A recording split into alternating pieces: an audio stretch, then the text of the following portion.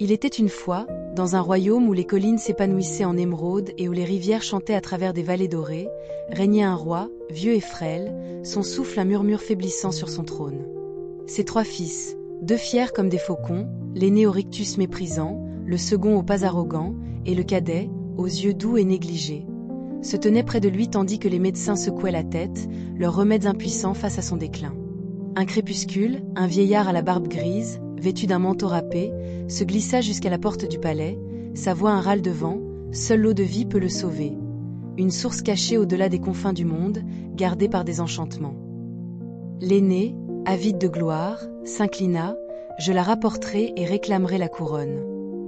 Avec la bénédiction de son père et un destrier rapide comme l'orage, il partit, sa cape un étendard d'ambition contre l'aube. À travers forêts et marécages, il galopa, les yeux rivés sur la renommée, jusqu'à ce qu'un nain, noueux comme une racine de chêne, barre son chemin, sa barbe un écheveau d'argent. « Où vas-tu si vite » croassa le nain.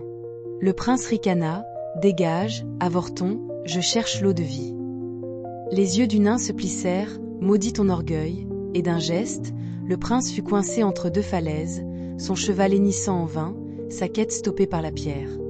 Des jours passèrent sans son retour, alors le second fils, poitrine gonflée de vantardise, saisit sa chance, je réussirai là où il a échoué.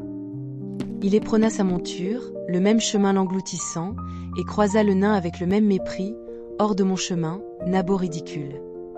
La colère du nain frappa encore, l'emprisonnant près de son frère, leur arrogance un tombeau commun. Le cadet, un garçon nommé Hans, observa le palais s'assombrir d'inquiétude, les toux de son père résonnant dans les couloirs. « Laissez-moi tenter » supplia-t-il, sa voix douce mais ferme, et bien que le roi hésitât, il céda, lui confiant une jument maigre et un espoir discret. Hans s'élança, son cœur une boussole, et quand le nain apparut, il descendit de cheval, s'inclinant bas, « Bon monsieur, je cherche l'eau de vie pour guérir mon père, guidez-moi, je vous prie. » Le nain sourit, ses rides s'adoucissant, « La bonté te vaut mon aide. Prends cette baguette de fer pour ouvrir les portes du château, ces pains pour les lions, et hâte-toi, la source coule à minuit. » Hans le remercia, le nain s'évanouissant comme brume, et poursuivit, le monde se dévoilant en teintes de merveilles et de dangers. Il atteignit un château de verre et d'or, ses portes verrouillées, et les frappa avec la baguette. Elles s'ouvrirent dans un clang, révélant une cour où 2 lions rugissaient, leurs crinières en flammes. Hans lança les pains, et ils mangèrent, ronronnant tandis qu'ils passaient, pénétrant dans des salles où une princesse, radieuse comme l'aurore, l'accueillit, ses yeux un miroir de sa propre détermination.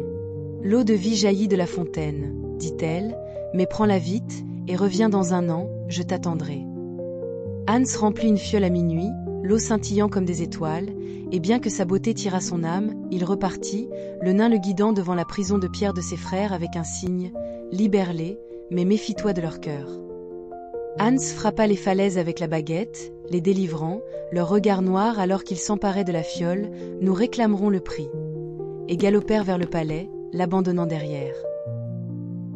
Le roi, ranimé par le toucher de l'eau, rayonna tandis que les aînés tissaient des récits de bravoure, leurs mensonges une toile étincelante, mais Hans, arrivant tard sur sa jument épuisée, fut accueilli par des yeux froids.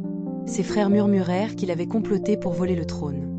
Banni dans une forêt, Hans erra, l'esprit meurtri, jusqu'à ce qu'une flèche de chasseur frôle sa cape. Pas un chasseur, mais la princesse, désormais reine de son royaume enchanté, venue le chercher à l'aube de l'année. « La tromperie de tes frères s'est effilochée, » dit-elle, « le nain a dit la vérité à ton père. » Ils revinrent, Hans couronné à ses côtés, la confiance du roi restaurée, tandis que les aînés, démasqués, s'enfuirent dans la honte, leur orgueil un écho creux.